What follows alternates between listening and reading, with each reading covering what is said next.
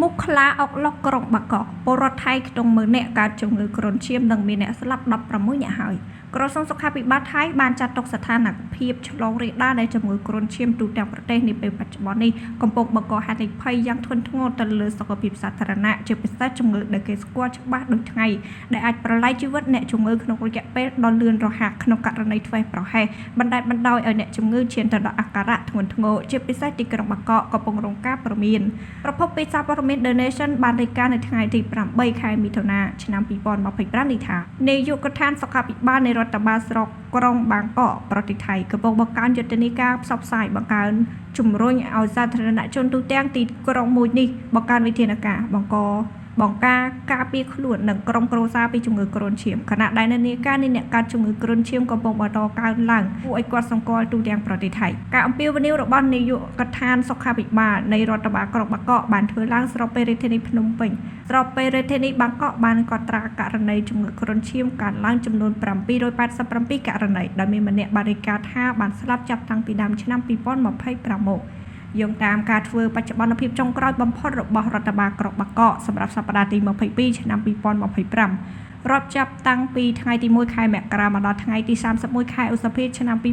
2025អត្រាអ្នកឆ្លងជំងឺគ្រុនឈាមលើពលរដ្ឋនៅក្រុងបាងកកមកដល់បច្ចុប្បន្ននេះឬក្រុងបាងកកបច្ចុប្បន្នមានជាង14ករណីក្នុងចំណោមប្រជាជន100000នាក់ដែលឆ្លងបញ្ចាំងពីនិន្នាការដ៏គួរឲ្យព្រួយបារម្ភនិងខ្ពស់ជាងមធ្យមភាគច្រើននៃការឆ្លងរាលដាលនៅទូទាំងប្រទេសជាក់ស្ដែងរយៈពេល5ខែដើមឆ្នាំ2025របាយការណ៍បង្ហាញថានៅទូទាំងប្រទេសថៃមានករណីជំងឺគ្រុនឈាមកើនឡើងទៅដល់12144ករណីក្នុងនោះដោយស្លាប់មនុស្ស16នាក់អត្រាអ្នកឆ្លងថ្នាក់ជាតិគឺជាង18ករណីក្នុងចំណោមមនុស្ស100000នាក់ហើយបើទោះបីជាអត្រាមរណៈនៅតែមាន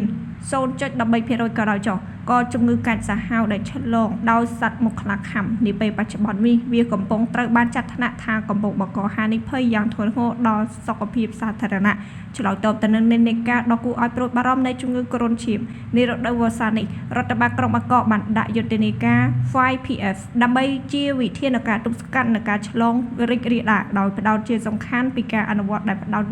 ដើមចេញពីពលរដ្ឋម្នាក់ៗនៅតាមផ្ទះរបស់ពួកគេរៀងៗខ្លួនរដ្ឋបាលក្រុងបាងកកអះអាងថាវិធានការបង្ការជំងឺគ្រុនឈាមនៅតាមផ្ទះនីមួយៗទាមទារកិច្ចសហការចូលរួមដោយបានជាប់លាប់ពីសាធារណជនដើម្បីកាត់បន្ថយប្រភពមុខខ្លាកាត់បន្ថយហានិភ័យនៃការឆ្លងហើយទីបំផុតទីក្រុងបាងកកនិងប្រទេសថៃក៏ឆ្លងកាត់បញ្ហាប្រឈមមុខសុខភាពសាធារណៈនេះដែរហើយទីបំផុតទីក្រុងបាងកកនិងប្រទេសថៃឆ្លងកាត់បញ្ហាប្រឈមសុខភាពសាធារណៈនេះបានដូច្នេះហើយរដ្ឋបាលក្រុងបាងកកកំពុងតែជំរុញឲ្យប្រជាពលរដ្ឋអនុវត្តយ៉ាងតឹងរ៉ឹងនៅយុទ្ធនាការបង្ការជំងឺគ្រុនឈាមដែលរួមមានគម្របធុងទឹកពាងទឹកនិងអាងទឹកទាំងអស់ត្រូវតែគ្រប់ឲ្យជិតដើម្បីការពារកុំឲ្យមូសចូលទៅពងផ្លាស់ប្ដូរទឹកនៅក្នុងធុងចានទ្រនំចានតម្រូវឬក៏ថូផ្កានានាជារៀងរាល់សប្តាហ៍ដើម្បីជៀសវាងនឹងការកកើតរ